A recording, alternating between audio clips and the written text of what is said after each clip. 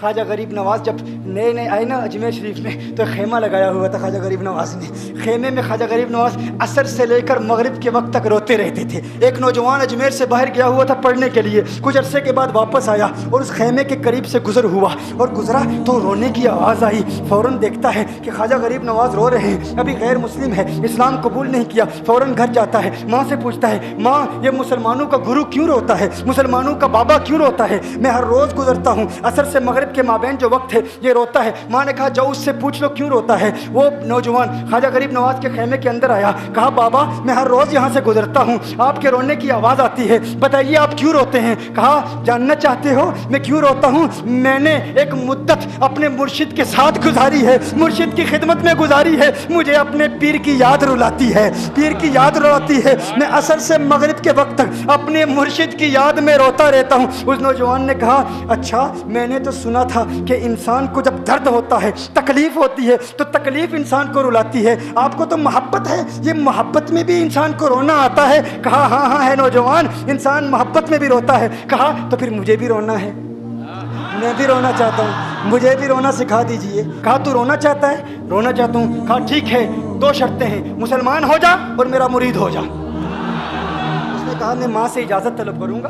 ماں کے پاس گیا اجازت لینے کے لیے. ماں نے کہا تو ضدی ہے, جب تو ارادہ کر لیتا ہے, جو ارادہ کرتا ہے تو پورا کرتا ہے, جا جو کرنا چاہتا ہے کر لے. خواجہ غریب نواز کے بارگاہ میں حاضر ہوا, عرض کرتا ہے بابا میں پھر مسلمان ہونا چاہتا ہوں, مجھے مرید کر لیجئے. خواجہ غریب نواز نے مرید کر لیا, خواجہ غریب نواز کا مرید ہو گیا. اب خواجہ غریب نواز نے کہا اب وقت سارا میرے ساتھ گزرے گا, ناشتے کے وقت خواجہ غریب نواز کے ساتھ, سحری کے وقت خواجہ غریب نواز کے ساتھ, سحر کے وقت خواجہ غریب نواز کے ساتھ, پورا دن اسے خواجہ غریب نواز کے قرب کی کچھ ایسی عادت ہو گئی, خواجہ غریب نواز کا دیوانہ ہو گیا, ان کا عاشق ہو گیا. کچھ عرصہ گزرا, خواجہ غریب نواز نے فرمایا اب تیرے لیے 3 دن کی چھٹیاں ہیں, 3 دن کے لیے چھٹیاں ہیں, 3 دن کے لیے چلا جا.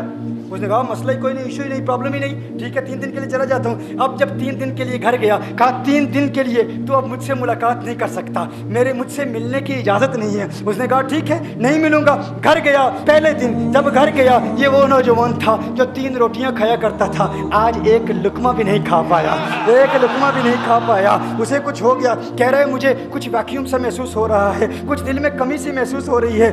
یوں وقت گزرتا گیا, رات کا وقت آیا, آنکھ نہ لگی, سو نہ پایا, مکان کی چھت پر چلا گیا. ماں نے دیکھا بیٹا چھت پر کیوں چلا گیا؟ ماں چھت پر جاتی ہے, بیٹے کیا ہوا؟ کہا پتہ نہیں ماں, پتہ نہیں ماں, میں تو فوراً سو جاتا تھا, آج نیند بھی نہیں آ رہی, آج کھانا بھی نہیں کھا پاتا. ماں تو چلی جا. ماں چلی جاتی ہے. یوں جب سحری کا وقت ہوتا ہے اس کی آنکھوں سے اشکوں کی برسات جاری ہوتی ہے, اس کی آنکھوں سے اشکوں کی برسات جاری ہوتی ہے. وہ رو رہا ہے, اس پر رکت تاری ہے. ماں آتی ہے, بیٹے کیا ہوا؟ کہا ماں مجھے پیار ہو گیا ہے, ماں مجھے محبت ہو گئی ہے, ماں مجھے عشق ہو گیا ہے. جا غریب نواز کے پاس, کہا مجھے بلا لو, اب یہ جدائی برداشت نہیں ہوتی, اب مرشد کی جدائی برداشت نہیں ہوتی. ماں فوراً خواجہ غریب نواز کی بارگاہ میں حاضر ہوتی ہے. کہا میں نہیں جانتی ہے مسلمانوں کے بابا تو نے میرے بیٹے کو کیا دے دیا, تمہارا تعلق نہیں سمجھ پاتی, تمہارا رشتہ نہیں سمجھ پاتی, لیکن وہ تو رو رہا ہے, کہتا ہے واپس بلا لو. خواجہ غریب نواز نے کہا نہیں ابھی وقت نہیں ہے, میں اپنی زبان میں کہتا ہوں. گویا کہ خواجہ غریب نواز نے کہا ہوگا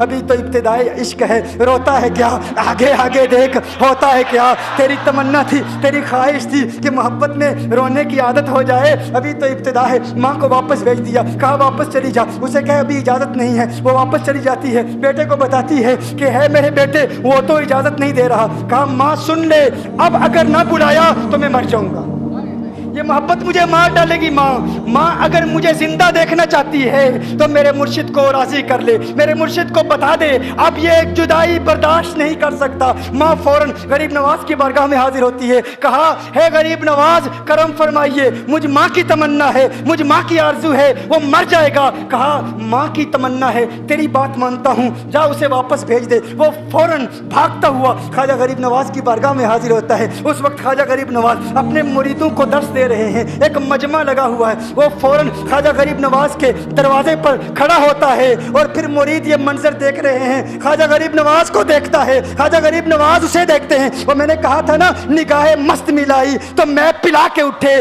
جہاں وہ بیٹھ گئے میں قدا بنا کے اٹھے. خواجہ غریب نواز نے اس کی آنکھوں سے آنکھیں ملائی اور پوچھا اب پتا چلا محبت میں رونا کیسے آتا ہے, اب پتا چلا. اس نے کہا ہے غریب نواز کرم فرمائیے. فوراً غریب نواز नवाज को पुकारता हुआ गरीब नवाज के कदमों में आ गिरा, गरीब नवाज के कदमों से लिपट गया। अब मुरीदीन इस मंजर को देख रहे हैं और हैरान हो रहे हैं कि सिर्फ वो मुरीद ही नहीं रो रहा, सारे मुरीद रो रहे हैं, इस प्यार के रिश्ते को देख रहे हैं। और फिर एक अजीब और गरीब मंजर, ख्वाजा गरीब नवाज ने कहा, आज रात तूने खाना खाया था?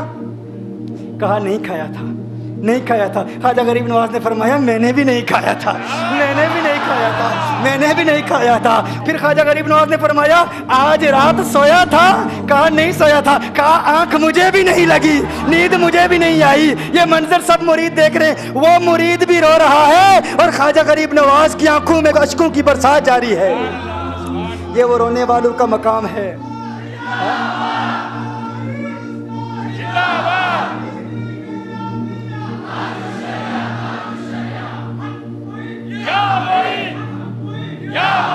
ये डिस्कशन हो रही है पीर और मुरीद की, और फिर ये आंसू बातें कर रहे हैं। मेरी दास्तान हसरत वो सुना सुना के रोए, मेरी दास्तान हसरत वो सुना सुना के रोए, मेरे आजमाने वाले मुझे आजमा के रोए। कोई ऐसा अहले दिल हो कि फसाना है मोहब्बत, मैं उसे सुना के रोऊं, वो मुझे सुना के रोए। मैं उसे ये रोने और हम रोने पे आ जाएं तो दरिया ही बहा दें। ये चिश्तियों का रोना है, हम रोने पे आ जाएं तो दरिया ही बहा दें। शबनम की तरह हमें रोना नहीं आता। अचानक मुअत्तर फिजा हो गई, मुखालिफ हवा दिल रुबा हो गई, लगा यूं के राज़ी खुदा हो गया।